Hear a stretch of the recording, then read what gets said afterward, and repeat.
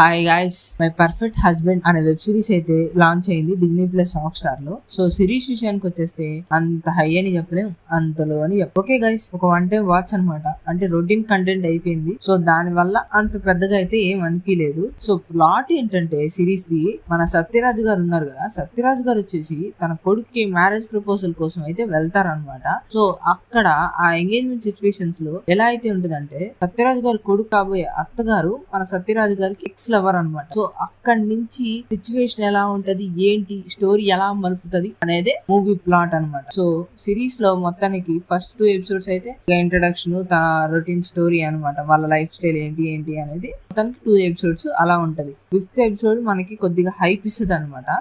తర్వాత సిరీస్ కి ఆ ఎపిసోడ్ కి ఎండింగ్ కి ఓకే ఓకే అన్న ఫీల్ అయితే ఉంటది అనమాట. సో మనకి బాగా హైప్ ఇచ్చేదంటే లాస్ట్ కంక్లూజన్ ఏంటి, ఏం చేస్తారు, దీనికి ప్రాబ్లమ్ కి సొల్యూషన్ ఏంటి అనేది ఆలోచిస్తారు అనమాట.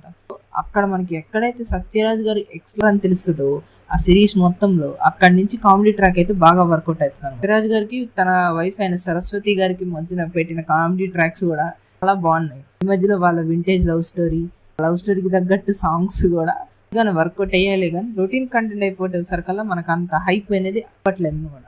దాని వల్ల మెయిన్ ఏంటంటే ఈ సిరీస్ కి సత్యరాజ్ గారు యాక్టింగ్ అనమాట. తను చేసిన ప్లే బాయ్ క్యారెక్టర్ టైప్ లో, అలాగే తను చేసిన అసలు మొత్తం యాక్టింగ్ కి కూడా చాలా బాగుందని చెప్పుకోవచ్చు. సిరీస్ మొత్తంలో హైప్ అంటే సత్యరాజ్ గారు అనమాట. సో మొత్తానికి రొటీన్ కంటెంట్ అయిపోయినా కూడా ఓకే, వన్ టైం వాచ్ అయితే చూడొచ్చు ఈ సిరీస్. ఈ ఓటీటీ వచ్చేసి డిజ్నీ ప్లస్ హాట్‌స్టార్ అనమాట. టోటల్ 8 ఎపిసోడ్స్ అయితే ఉంది. అడల్ట్ కంటెంట్ అయితే ఏం లేదు, ఫ్యామిలీతో వాచ్ చేయొచ్చు. నేను దీనికి రేటింగ్ వచ్చేసి 5 అయితే 2.9 అయితే ఇస్తున్నాను గైస్.